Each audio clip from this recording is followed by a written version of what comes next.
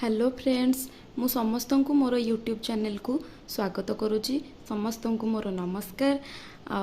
आज गोटे रेसिपी मु नहीं आसी जोटा कि हूँ गोटे सुंदर सिंपल केक जोटा कि आम घरे जहाँ इंग्रेडिएंट्स थी ताकू नहीं कि आम बन पारिबा। चलतु देखा तापाई यही सब सामग्री कौन कौन दरकार।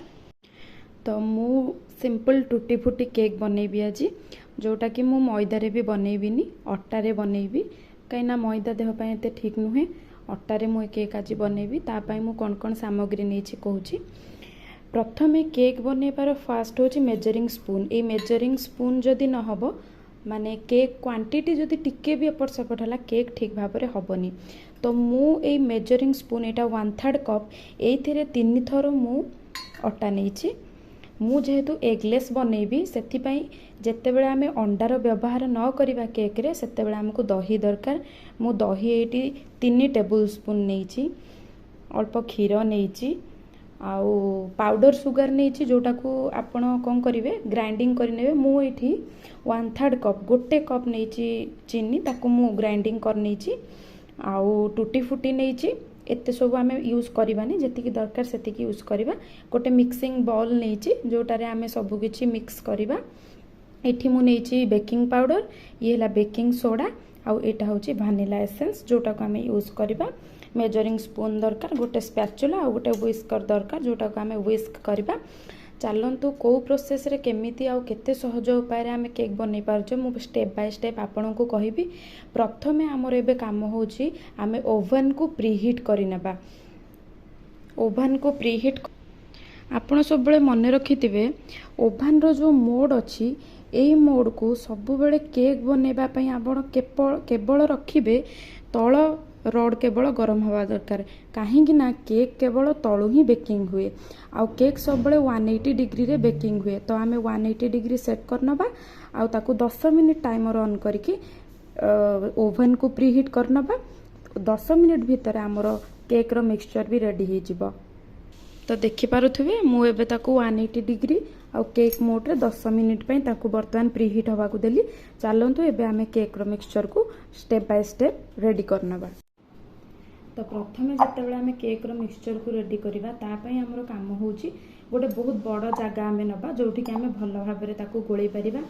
मु जहाँ पर जोटा कहबी सेटा ही आपण प्रथमे यूज करेंगे। माने मनकर आम तेल प्रथमे तेल जगार आम फास्ट दही देदेबा तापर चीनी को गोलेबा सेमिति कले केक रो मिक्सचर ठीक हेनी। प्रथमे आम ये कौन करवा बर्तमान 50 ग्राम तेल नबा। देखिपे मुझे 50 ग्राम तेल नहीं जाइए जोटा कि रिफाइन ऑयल माने किसी फ्लेवर वाला ऑयल आपन केक तैयारी कला बेले बिल्कुल भी नेबेनी नहले तार फ्लेवर आसी जीवो जोटा कि बिल्कुल भी भल लागिवनी। प्रथमे केक तैयारी रे आमे तेल नबा। तेल नेला परे आमे कौन करवा फास्ट दही को ऐड कर दबा। दही ये ऐड कर देली मु दही को ऐड करिकी आमे भल भाव में व्हिस्क करनबा। भल भाव में ताको गोले नेबे तेल आउ दही पूरा भल भाव में गोले हो जावा दरकार। भल भाव में ताको मिक्स करनेबे।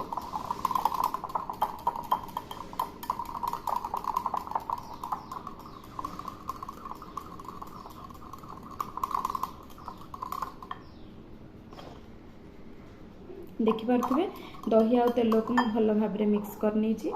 बर्तमान तृतीय स्टेप होची हम जो पाउडर सुगर करके रखीचे ताकू बर्तमान ऐड करबा। आपण को हिसाब रे कम बेसी करि परिबे।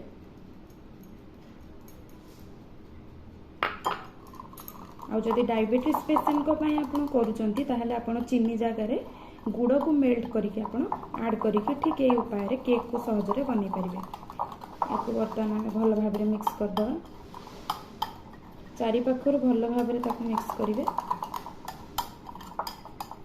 मु जो मोल्ड नहीं से मोल्ड हूँ गोटे पाउंड तो से हिसाब रे मु आपन को क्वांटिटी बताऊँ।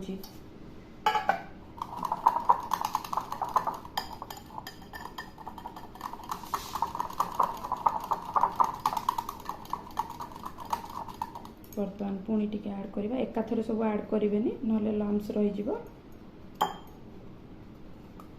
बस ऐड करने भी भल भाव पुणी गोले नेबा टोटाली टिके भी लम्स जमीती रही से भाया गोले नेबा भल कि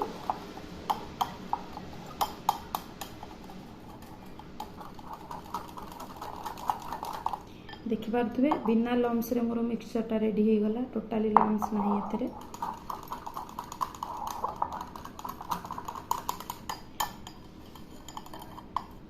तापरे एबे जेतिकी सुखिला जिनस ताको आमे गोटे पर गोटे ऐड करनबा जेमिति कि मो अटा को प्रथमे ऐड करनेली तापरे मु गोटे बड़ स्पून बेकिंग पाउडर नेबी मेजरिंग स्पून रो 1 टेबल स्पून रे मु गोटे स्पून नै जीबी हमरो बेकिंग पाउडर जोटा कि होची एटा 1 टीस्पून एटा हला 1 टीस्पून एथिरे गोटे फुल टीस्पून मु बेकिंग पाउडर नेबी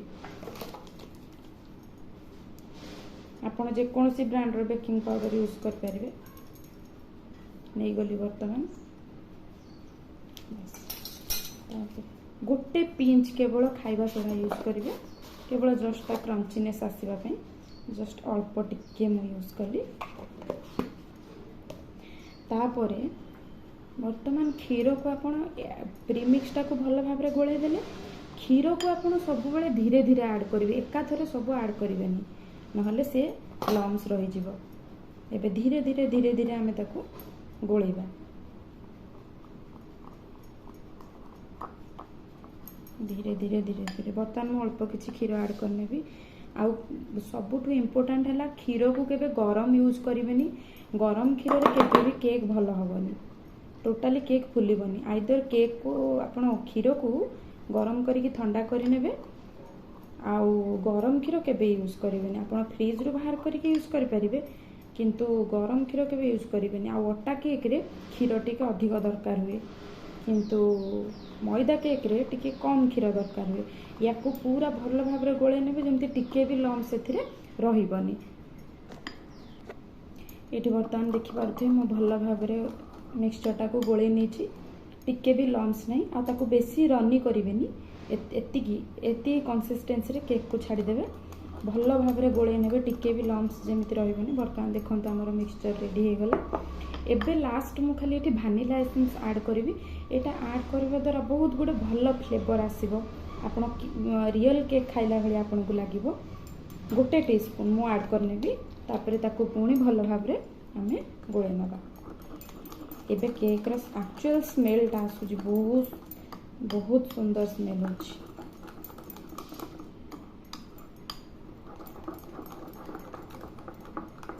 देखो एबे हमरो केक रो मिक्सचर पूरा रेडी या को इमीडिएट केक मोल्ड रे ट्रांसफर करके बेकिंग करबे या को जदी आपण अधिक समय रखि देले ताहाले भल होबनी केक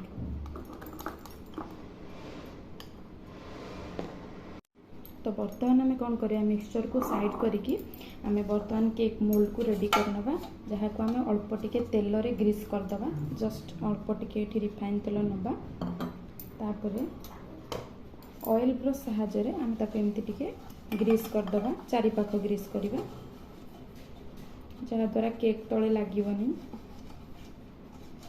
आ इजीली बाहरी आसीबो हेई गला परे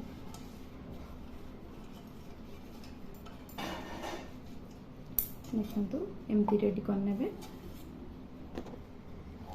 तापरे गोटे चमच अटा को लेकिन ताको चारि पाख एमती करदेवे जहाँ द्वारा से केक इजिली बाहरी आसो देखो एमती केक मोल्ड को रेडी करने आपड़ जेकोसी सेप रो केक मोल्ड नहीं पारे 1 पाउंड रो मुझे हार्ट सेप रो केक मोल्ड नहीं तापर आम जो मिक्सचर को बनई रखी थे बर्तमान ये मोल्ड को ट्रांसफर करना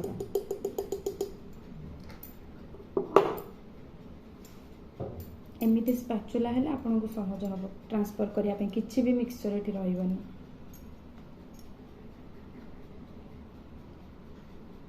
ताको चारि पाखरु भल भाव एथरे ट्रांसफर करने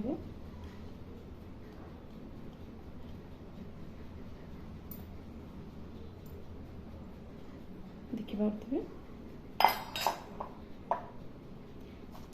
एमती करदेवे बबल्स रही कला परे लास्ट आम ये टूटी फुटी ऐड करवा। मुझे रेडीमेड टूटी फुटी नहीं एमती अल्प ऐड करदे। आपड़ जानी भी पारे केक घरे होली अल्प किसी टूटी फुटी ऐड करदे। एमती चारि पाखे आपड़ ऐड करदे। आपण पसंद भी यूज करें। काजू किशमिश पेस्ता बादाम किसी भी आप नहीं पारे। मुझे जेहेतु आज टूटी फुटी केक बनाऊँ मुझे टूटी फुटी नहीं ऐड करदे।